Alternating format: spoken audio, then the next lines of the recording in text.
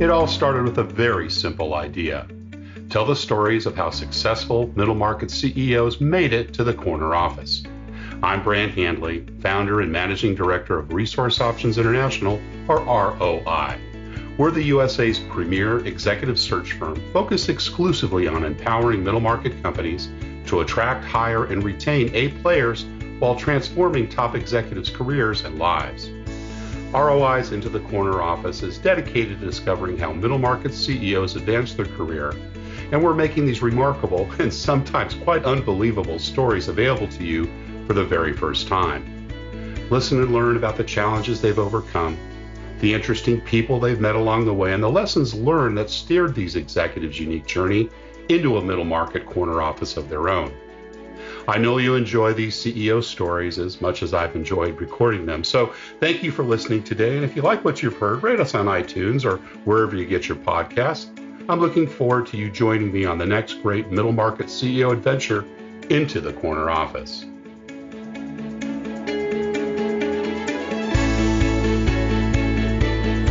My guest today is Peter Cazzolla, founder and CEO of PMC Advisors. PMC Advisors was founded by Peter after 21 years as chairman, president, and CEO of Capital Insurance Group, a leading West Coast-based property and casualty insurance company and longtime client of ROI Executive Search. After over 40 years' experience in various leadership positions in the insurance industry, Peter decided to share his knowledge and experience with company boards and C-suite executives. He is passionate about entrepreneurialism and helping businesses achieve their full potential. Peter is a graduate of the University of Miami and began his career as an officer in the United States Air Force prior to entering the insurance industry. He currently resides in Las Vegas with his wife, Kathy, and has 2 daughters and 3 grandchildren. Peter Cazzolla, welcome into the corner office. Thank you, Brant. It's nice to be with you. Great to be with you again. And gosh, we've had such a ongoing long-term friendship and colleagueship. It's just wonderful to welcome you here. And we, basically found our way through the technical difficulties and took the spur of the moment. And very excited about talking about your background today. But let's start with, kind of the topic of the moment. The pandemic, of course, has been on us a little over a year. And, I know that you obviously have been staying healthy and well, you and Kathy. How have you been doing, and how has your close family been, kind of sorting through this and missing the grandchildren a bit, I imagine? Yeah, it's kind of been interesting because just like you read about every day and hear about, everybody's dealing with it differently. That's right. It's absolutely amazing. There's no consensus on the pandemic itself, the medical issues, the science. It's hard to really bring it all together to come up with any real long-term, at this point anyway, solution to this thing. That's right. We talk about the new normal or returning to normal, and I don't think we're going to get there. I think it's going to be a different situation. I kind of liken it to what happened after, the 9/11 and how that changed air travel together. And I think, we're going to have a lot of new principles coming up. But the good news is you're staying well and those around you as well. Yes, they are. We have family in New York. They're dealing with different circumstances there regarding the government's approach to controlling the pandemic. And right. Here in Nevada, we're not quite as restrictive as New York. And as you've all read, we have friends in Florida that are been living a decent life with very little control. So at the end of the day, everybody's doing fine under the circumstances. I'm glad to hear that. Well, let's dive in. And we always like to talk a little bit about the early years. Tell us a little bit about where you grew up and what your early family life was like. And I believe Yonkers was originally home, if I'm not mistaken, correct? Yeah, that's correct. Good memory, Brent. I grew up in Yonkers, New York. I remember I lived in basically downtown Yonkers, 47 Linden Street. Okay, and, great. What did mom and dad do? Well, my mom was a mother. She was a homemaker, and she stayed home and took care of the family. And my father worked in the construction business, and he was what they call a heavy equipment operator. Yeah. And actually, he was very active and involved in the building of a number of structures today, both skyscrapers, the Lincoln Tunnel, the Holland Tunnel, Wow. the Washington Wow. Bridge. No kidding. Yeah, he had a Wow. hand in all of that. Now, did he own his own company? Was he a blue collar laborer? Or was he No, white collar management? What was he his? was a blue collar Yeah. union Yeah. worker. Yeah, Got it. very Brothers and strong, very strong union man. I can imagine. Brothers and sisters? Yes, I have one brother who lives in South Carolina now. He lived Uh-huh. in Florida, and I have a sister who lives in Hyde Park, New York. Franklin Oh, Delano Roosevelt's birthplace. right. Right. And And that's did it. did mom and dad have a passion for you guys to go on and get, upper education? I know we'll talk about your, schooling a little bit later on, but was that something that was inspired by them, or was it a path that you choose a little later on in life? Yeah, no, I think it's kind of interesting being the first and the oldest. Yeah. My father really wanted me to go to college, Mm, and he was totally focused on that and kept reminding me that that's what I should be thinking of as I got to that point in time in my life. yeah. Yeah. My sister and brother, he pretty much let them be a little more freelance in Mm, the direction they wanted to go in, which was kind of interesting. right. Right. So at the end of the day, he would not ever let me, as I got old enough, when I got into my teenage years, he wouldn't let me work on any construction site. Really? Yeah, Really? yeah. Didn't And want you to touch the business. Huh. the reason he didn't want me in there is at the time, and even today, I mean, they get paid very high wages. That's right. Yeah. It would have been And very attractive. I could make a lot of money digging ditches. And he just didn't want me to get enamored by the money at a young age and wind up digging ditches the rest of my life. Wow. Wow. What other kinds of things did he influence you on in those early days that you recall? I think he influenced me on ethics, always making sure you do what you say and say what you do. Yep. And he also taught me, he was very good with his hands mechanically. Mm. And he could repair a watch on up to a crane. I mean, the guy was absolutely amazing. I mean, he would spend weekends, and he was very gracious to people and helping them out. And Mm. he would spend weekends doing repairs on the family, my aunts, uncles, cousins' cars, Wow. as well Wow. as his own. And Yeah. he showed me how to, and I had to be his apprentice every time he had the deal. I had to be there with him to hand him the tools, and he'd explain to me what's going on. Yeah. So he really influenced me, I think, from a more detailed perspective and Right. actually a creative perspective, because he was very creative as well. Yeah. What about your mother? Obviously very nurturing, bringing up three kids Yeah, at that point in time. she was a mother. I mean, it's kind of interesting when in her earlier years before she and my father got married, she actually was a singer in the early minstrels Oh, in the New York area. And wow. basically, a minstrel was like an amateur show they put together, Right. Right. and they would get people that could sing and dance and play music and everything else. And so that's how my father met her, at one Oh, of the no minstrels. kidding. Oh Was it yeah. a volunteer job, or is it a paid singing position? I don't know that. I Yeah. can't answer that. Yeah. Yeah, Yeah. yeah, But he met her performing. That's great. yeah, Right. yeah. And then they got married, and then And that would have been pre-war years, I imagine, right? Or during yeah, the war? it was Yeah. probably like in In the the 30s 30s. or Yeah, mid yeah. 30s. Yeah. Mm-hmm. Yeah, Awesome. Cool. yeah. So did all your undergraduate, did your elementary school and secondary school in Yonkers. Were you a good student? I was a good student. I had every now and then, probably I had a lapse of concentration, but my father always brought me back to task. If he saw me he made sure I stayed on track. But yeah, overall, I enjoyed learning. I was a good student. I wasn't an outstanding student, but I worked hard at it. Yeah. I focused, concentrated, and I always had an understanding or a need for making sure things were practical for me. Right. That Right. what I did was going to help me in some way or pay dividends. Yeah. What about other activities? I know from our past conversations and working relationships that basketball has a special place in your heart. But did you play sports, and were there certain sports that you enjoyed growing up? Oh yeah. Well, starting out, I love sports. I mean, I played sports. I also was a musician. Oh, really? What You what know, what instruments did you play? like a good Italian boy. I played the accordion. I played the accordion. I love it. I love it. Did you ever get your mom to sing when you played? Oh yeah, we used to have jam fests with the Oh, family. that's great. Oh yeah, Sundays we'd go at my grandfather's and grandmother's, and I had an uncle who played the drums. Another uncle played the clarinets. Wow. Oh yeah, but I You had a mean, regular ensemble. oh yeah, yeah, it was a lot of fun.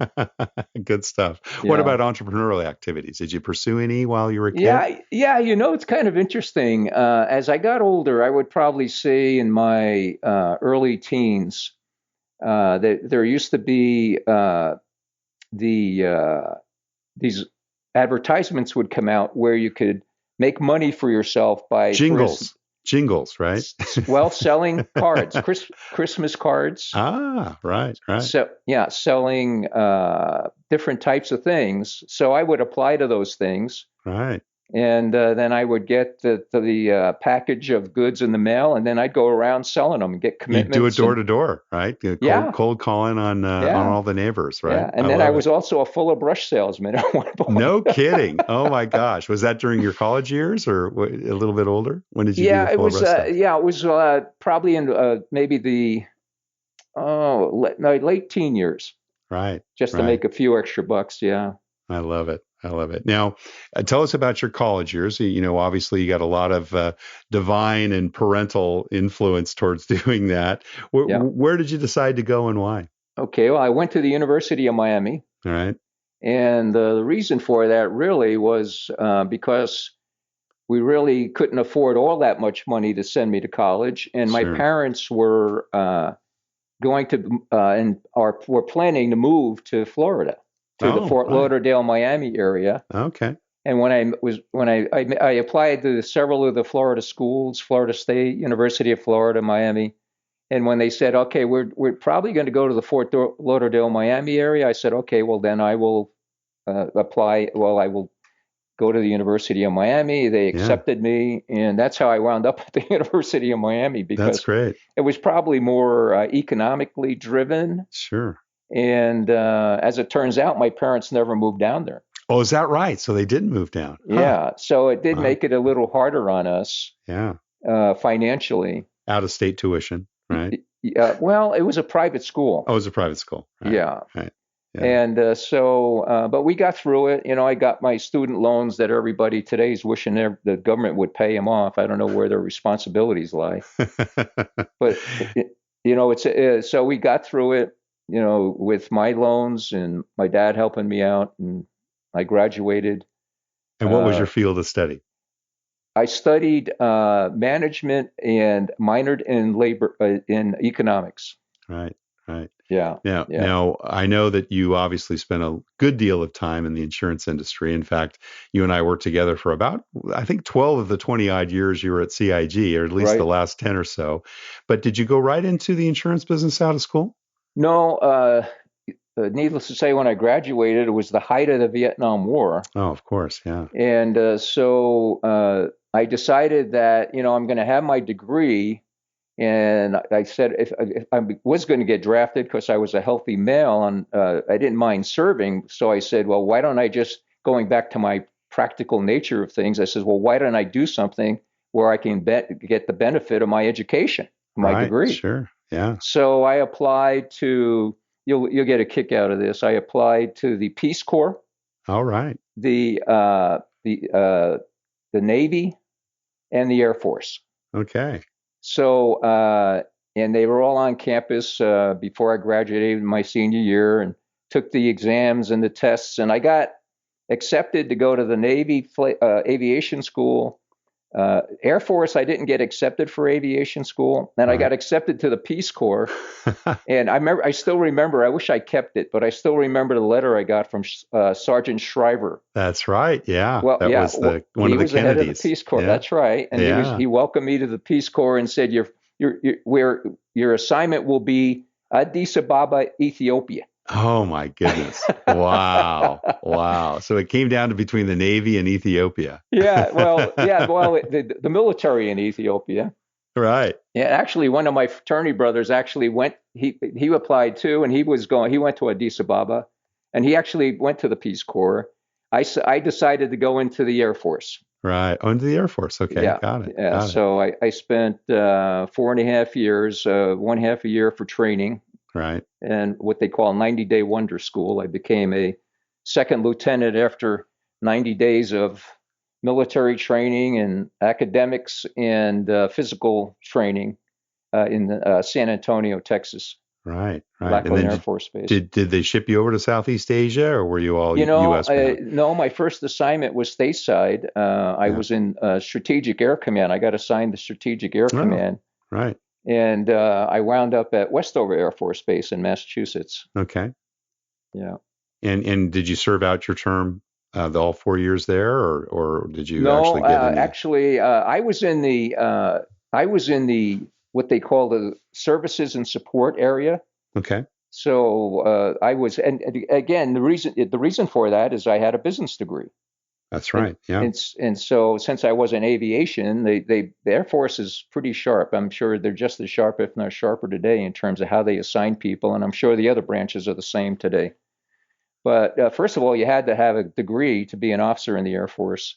Right. And then they wound up assigning me in this administrative business area that dealt with all the base housing and the food service facilities. And yeah, it was pretty interesting, actually. It was a lot of fun. And then I eventually, part of that was the officers clubs. And Right. I wound up becoming an officers club manager. Nice. So was that the first time you started managing people then, or did you have that previously? I could tell you the first time. Yeah. Before I got into the club management aspect of it, I was a second lieutenant. My first assignment, I was a officer in charge of all of the dining facilities on Westover Air Force Base. Wow. I had 6 super striper NCOs working for me. Okay. If you added 6 of those guys up, experience-wise, they probably had at least 120 years experience. Right. Wow. Here I call my first staff meeting. I go in there. All night I was up trying to figure out what I'm going to say to these guys.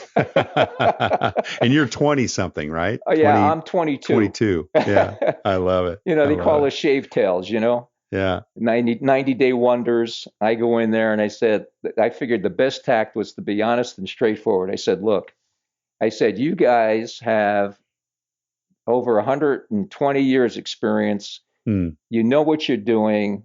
I said, the 2 things I'm going to require of you is, number 1, keep me out of trouble.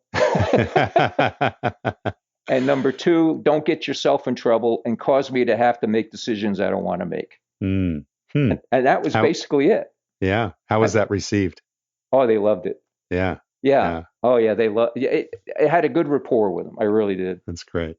Yeah. And then did you take the GI Bill then coming out of school, or you actually already had your undergrad? So well, I had my undergrad, but yeah, I did. I pursued my master's degree. Yeah. Right. I took several courses while I was in Massachusetts, and then at Western New England College. And then when I got out of the service and we moved to California, I completed actually all of the academic and coursework for my MBA at Pepperdine University. Oh, right. And the only decision I made, which probably didn't pan out, was I took the course where I had to write a project paper. Right. And at that point in time, I got transferred to Tampa, Florida. Okay. I was with Metropolitan Life at the time. Yeah. And never completed the paper. So I never really got my official degree. Okay. All right. Yeah. But I did get all the training. Right. But you started in the insurance business. So tell us a little bit about how you chose that field. Well, that was pretty interesting because when I got out, being in the food and dining area, hospitality. Right. Yeah. I started with actually started with the old General Foods Corporation. Oh, got it. When I got out of the service, and I was selling Maxwell House coffee. Right. And then from there, I didn't enjoy that as much because the transition for me was here I was managing all these people Right. and running my own operation and entrepreneuring, and now I'm just selling coffee. And it was A bit of a letdown, huh? well, the point is, as you could imagine, I did an outstanding job. I mean, I always feel that that's necessary. Of course. And but I just felt I needed more. I wanted more. And one day I was just looking in the paper for one ad advertising, and there was this solicitation for military officers for manager and supervisory positions. Right. Well, that piqued my interest. So my in-laws lived in New Rochelle, New York. So. Okay. And at the time, we lived in Long Island. After we discharged from the service, we wound up in Long Island. Right. And so we drove up for a weekend early, and then I went out and met with this recruiter, and I talked to him. I went in there like on 2:00 on an afternoon. We talked for a while. Huh. He liked me a lot, and he said, "Do you have time to meet with one of the companies that's looking to fill a position for a supervisor or manager?" I said, "Sure." Wow. That day, he sends me over to Allstate Insurance Company. Oh. Which was right there. They had a regional office there. Yep. And I went over to the regional office, and when I walked into that place, Brant, it was like home because they had the gray asphalt tiles all spit and polished on. and they had rows of gray desks. Right. Just looked like the military. Right? I said, boy, it feels like home, doesn't it? And did you start in sales, or what was the discipline? Well, it's kind of interesting. They had two positions after they interviewed me. They had two positions. They had a operations supervisor, which dealt with dealing with the processing of policies and issuing of policies. Mm-hmm. And a staff associated with that, a unit. And then they had this one other area, which was called the controller's area, controller's department. And when I talked to the controller, what I liked about that was in that department, even though I started as an analyst, the department itself and the controller was involved in all the aspects of the insurance business. Yeah. So we dealt with all the actuarial statistics. We dealt with all the production statistics, all the loss statistics, and just the general management and of all of the numbers, and helping the senior staff there, the regional management team, help them with information to run their operations. Yeah.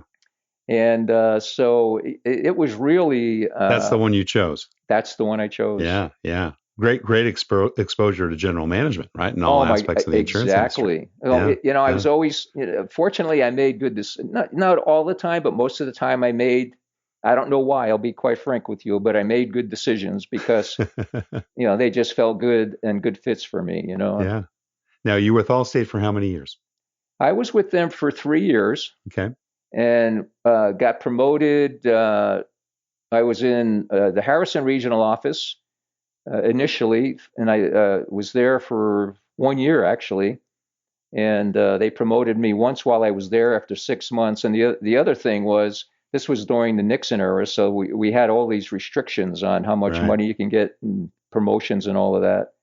And then after 1 year, I got promoted to the zone office. So they had a zone office now, which had 6 regional offices under them. Right. Wow. And I got promoted as a controller's assistant in the regional office.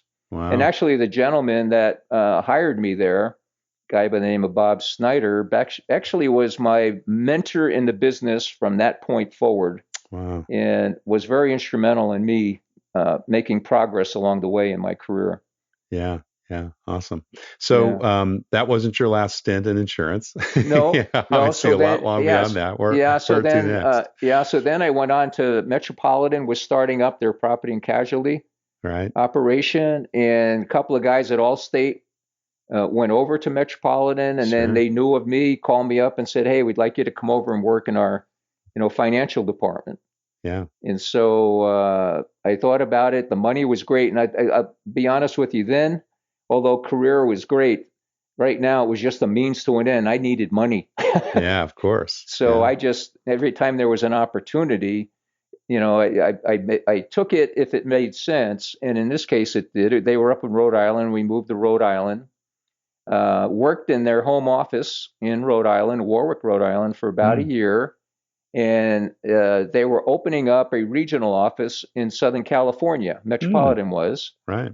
And so my boss comes into me and says, the controller of the company would like you to consider moving to the regional office in Southern California and be the controller there. Wow. Yeah. And so, yeah, after a year at Met, I got promoted. Kathy and I moved. That was 76, and we moved to California, and we've been in the West ever since. Ever since. Oh, Yeah. That's great. And then how many years at Metropolitan before you moved on? Oh, about 5. Yeah. Yeah, about 5. And then I got out, and a good friend of mine who also worked with Metropolitan decided that he was on the sales end. He got out, got into a property and casualty agency in Anaheim, California. He came to me and said, we need somebody like you. Would you be interested in working for us? Yep. And you know how that goes. And so, yeah, that's right. Yeah, my early career, I made a few moves, but they were all very good from a standpoint of added responsibility and, of course, more money. Yeah. And working with people you knew, and working with people. Oh yeah. People ask me all the time about how do you get the best job, and I said, well, you get the best job by making relationships. You bet. 70% of all hires are still through networking. Yes, they are. And rarely, do I get a search that hasn't been, networked, that hasn't been advertised. It's gone through, all those various and sundry locations. But it's, it's an important part to build those relationships. Absolutely, yeah. I agree. So, what brought you to CIG? Where were you before you actually took on the CEO role? When I was with a small regional insurance company. The way I got to that small regional insurance company. The gentleman who was my boss at Allstate that moved me to New Jersey for the zone controller's assistant, he left Allstate, and then he went on and became the president and CEO of an Amundsen insurance company, the old Amundsen company in Southern California. Uh-huh. So at one point out there, I had, before I got reconnected with him, I was involved in an entrepreneurial venture where we set up our own independent agency and insurance company. Right. And so that's part of my entrepreneurial experiences. And I call that my Harvard MBA. That was the MBA you earned, right? That's the MBA I earned, and I earned it in a big way because it cost us like $60,000 or something. Because we all made an investment in the operation. Of course. Yeah. But in any event, it didn't work out the way we expected. But fortunately, my mentor from Allstate, Bob, took a job with Amundsen companies in Southern California. And we were put together by this other mutual friend who was a reinsurance broker that I got to know while I was working the entrepreneurial operation. And he said, I said, because he was from Allstate too. And I said, hey, whatever, do you know where Bob Snyder is? And he says, oh, yeah, he runs this company up in Long Beach, California. I said, you got to be kidding me. So he gives me his phone number because he was doing business with him. I call him, and he was so happy to hear from me because we hadn't connected in a while. Right. And he came down. And we met. We had lunch at Laguna Beach at the Surf and Sand Hotel. I'll never forget that. And after all was said and done, we were so happy to see each other again and reminiscing and everything. And he says, I think I can use you up at my operation. He says, let me get back. And he says, I'll let you know. So he goes back there, and he calls me the next day, and he says, I'd like you to come up. And I'd like you to be a senior vice president in charge of all of the financial operations and compliance. Wow. And so I went up there, met with him, took the job. And that was really my first big organizational job I took. Yeah, C-suite organizational job. Huh? Yeah, exactly. Yeah. And unfortunately, that didn't work out. In 6 months, Amundsen decides that Amundsen is a very big savings and loan, home savings and loan. I don't know if you ever heard of them. But anyway, they decided to get out of the property and casualty business. Oh. So one day the senior staff comes down, and they announced that they're going to be closing down the operation. Wow. So in any event, 6 months later, I got out. I had 6 months of severance, and so I had to look for a job. And eventually wound up where Bob, my mentor, who I worked for at Amundsen, he gets a job with Northwestern National Insurance Company, and it's the old Armco Insurance Group. Mm-hmm. And he calls me up and he says, "I'd like you to come work for me." And he wanted me to be his executive vice president back in Milwaukee, Wisconsin. Oh. And yeah, exactly. That's what my wife said. Yeah, Kathy had gotten used to the West Coast by then, right? Oh yeah. I mean, you don't miss those winters. Oh, and I was so excited about working with him firsthand again, and she said, "No, we're not going. I don't want to go there." And I told Bob was so bummed. Yeah. And he said, "Well, I am really disappointed." I said, "I understand." And but lo and behold, interestingly enough, the Amundsen, the Armco Insurance Group, Northwestern, owned a small insurance company in Southern California called Pacific National Insurance Company. Right. And the CEO there was retiring in 2 years. So Bob calls me. I'll never forget this phone call. You'd love Bob if you ever met him. He goes, "I'm going to give you one more chance." And he tells me the story. The guy's going to be retiring. He says, "I want you to go in there, take over half the company, and then I'll make you the president." Wow. And I said, "You're in. I'm in." Yeah. Fantastic. So I took that job. So I wound up at Pacific National for about 8 years. And that leads into your question. How did I wind up at CIG? Right. Well, this was right around I want to say 1992. And about the summer of 92, and a reinsurance broker that I was doing business with at Pacific National visited one day for a marketing meeting. And he said, "By the way," he said, "I know of an insurance company in California, small regional, that's run by the Ross Perot of the West Coast," he tells me. And he says, "I just met with him, and he's looking for a president and CEO." Wow. And he said, "Would you mind if I gave him your name?" And I said, "No, you could give him my name if you want. That's fine. I appreciate that."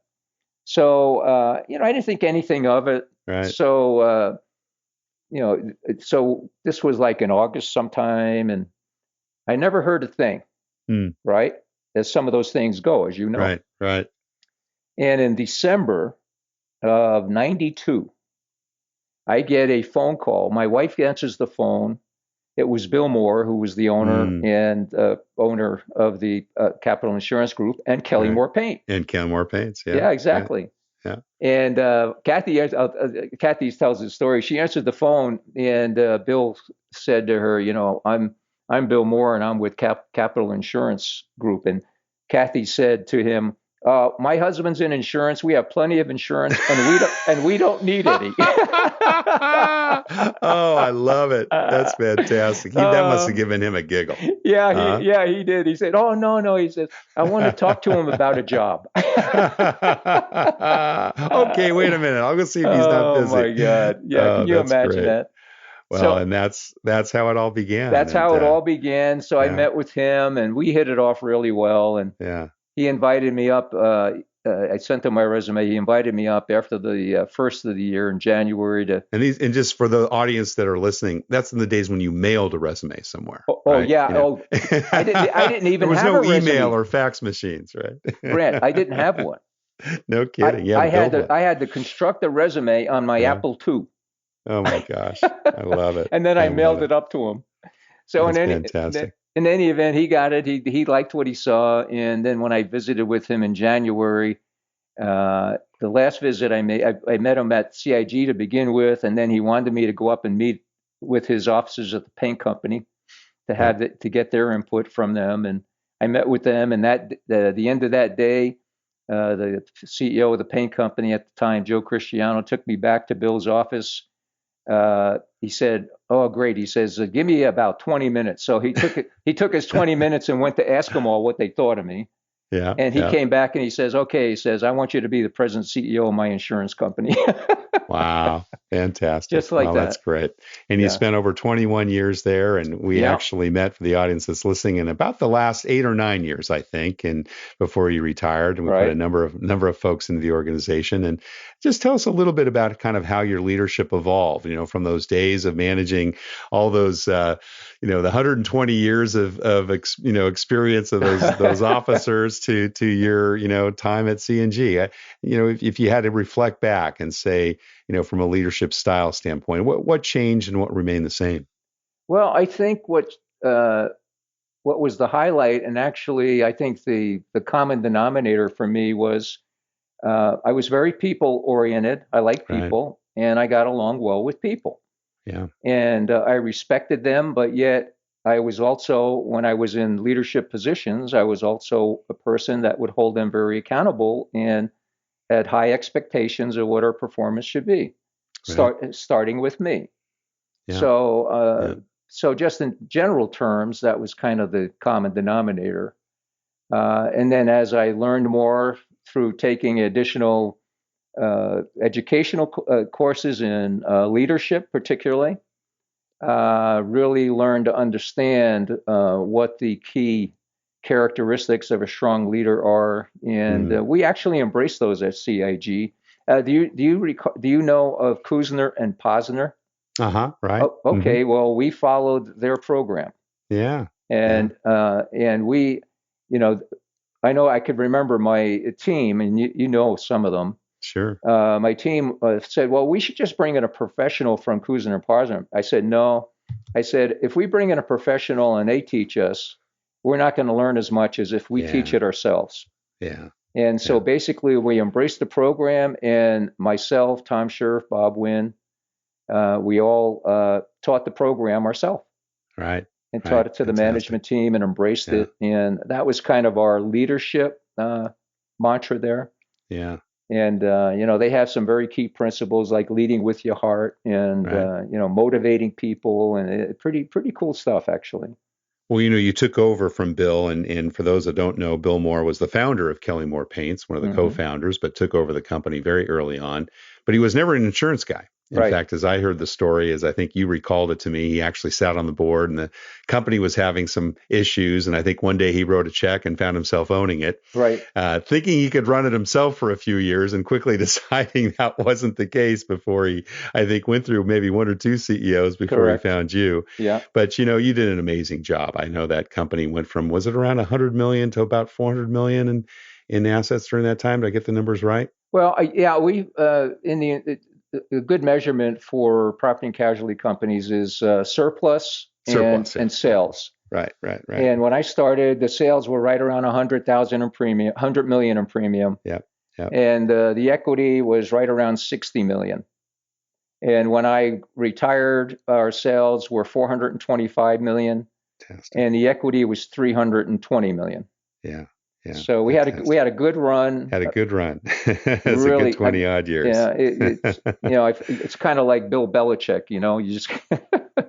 Now, did you have to kind of reinvent the culture there, Peter? And yeah, absolutely. Therefore, from the very beginning, when I was it broken when you came in, or it just was kind of chugging along and not really going anywhere? I don't say it was broken.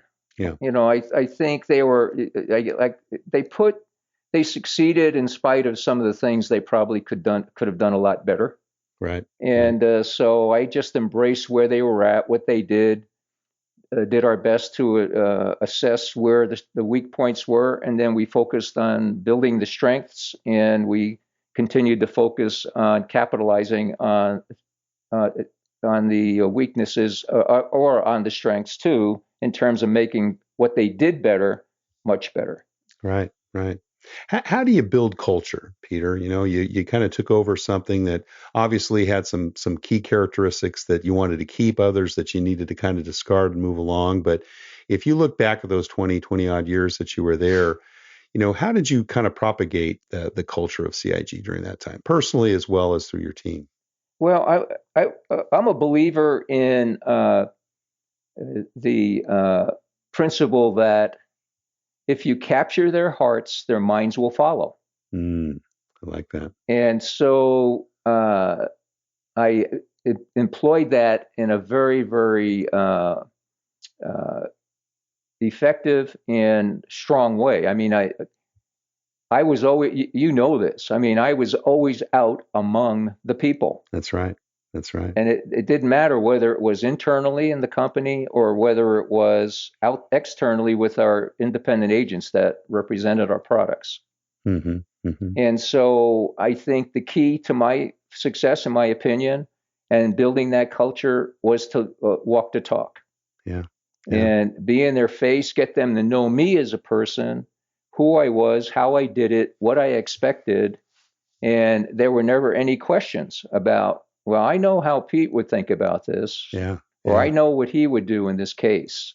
Right. And so I just had to keep day in and day out reinforcing that. I had myself on a very vigorous schedule of meeting with employees. I called them team meetings, having team meetings in the company. Every quarter I would have team meetings, both in our home office structure as well as in our field offices. Got out there, and then when I was out in the field, that's when I also met with our agents. So I met with our CIG employees in the field as well as our agents, and I did that quarterly. Yeah. And so I can't even count the number of meetings I had and dinners I had. I'm surprised I stayed as thin as I was. Yeah. Well, I've been to one of your Italian restaurants. I remember that we both enjoyed very much that night. So I wonder that as well. Yeah, Vito's. That's right. Vito's down in Monterey. Yeah. You hired a lot of people during that period of time. Some came and some stayed with you along the way. And I think you kept a pretty solid executive team for many, many years there. Yep. What did you look for the people you were making bets in and hiring during those days? Well, I think the key to assessing people and is really understanding what really makes them tick. And when you know this, I mean, you've been through it so many times, Brant, and you've been through so many assessments of people, but it's so hard to get at what a person is really thinking and how they really are going to do in certain circumstances. And because during those interview processes, they're going to tell you whatever they think is going to get them the job. Yes, that's right. So I looked for those that were a lot more candid, weren't overly excited about making it to the next step, particularly when you're getting to the management level. Right. I was looking for people that wanted to get ahead, wanted to work hard, but necessarily were not what you would term, and honestly, the best and the brightest. There was that mantra: you hire the best and the brightest, then you're going to have the best organization you could ever imagine. But hiring the best and the brightest comes with its own problems. That's right. Yeah. Because these people are all chomping at the bit, and it's really about doing what they have to do to get ahead rather than doing what they had to do to make sure that the company was successful in making money. Right. They had their focus on their career, and it wasn't really on the company. Yeah. And I learned that, in my early years, as I mentioned, money was very important to me in my career. So I had that. But once I got to a point where I had enough money in my mind, then I started really focusing on how I could really make a contribution to the organization, how I can make it better. And I think that's really the key. And you're looking for trustworthiness, honesty, people that have good values. We had a value system. Part of our culture development at CIG was we had our company values. That's right. And every employee, when they got hired, got a copy of it, and I reviewed them with them, a management level. To make sure they understood what we expected, and they weren't complex. They're very simple, like accountability, expecting from people what you would expect them what they would expect from you. Right. Basic stuff, human relation stuff. what were some of the interview questions you used to really kind of get below the surface? What was the ways that you kind of got at that, the character part, right? And the other types of things that you really needed to know, because as you said, it's so difficult to be able to, really get at in a 1 hour, let alone a 2 or 3 day interview, who that person really was. Did you have any special ways in which you kind of used in your interviewing? Well, I had a list of questions I would ask, but I think the key question that comes to mind that I always started out with, well, okay, tell me about yourself. Mm-hmm. Tell me, don't spend a lot of time on your history as much as what you did, why you did it, and how you did it. Right. And so when you start asking people about that, you could really determine from that what their enthusiasm level is, sure, what their sincerity is. Yeah. And basically, that was my gauge at the end of the day. Mm-hmm. And, people say this, and I know some people believe in this, but along with all of the credentials that people have, you got to make sure that the person is one that's going to contribute in a collaborative way to the overall success of the organization. Yeah. So true. Yeah. Well, Peter, we're just about out of time, but we always ask our CEO guests one last question, and that's, what kind of career and life advice would you give to our listeners, many of which are probably in their 30s or 40s, taking a look at maybe the corner office of their own company, or maybe another one that they may be recruited to someday. And, what should they be keeping in mind in order to, follow that same path and journey you have?